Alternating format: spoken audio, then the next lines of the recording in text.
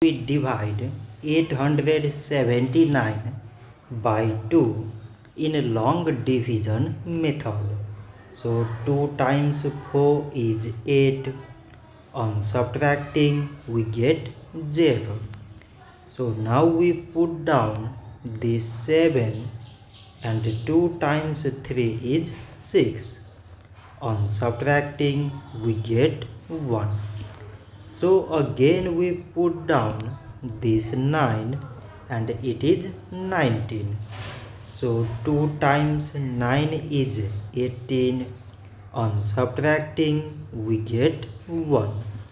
So now this 1 is less than 2 and there is no other number to put it down.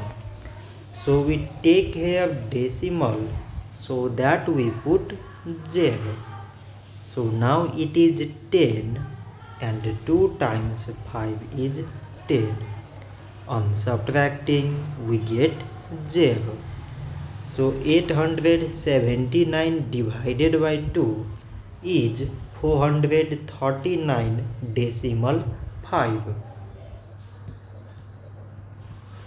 So this much for today and thanks for watching.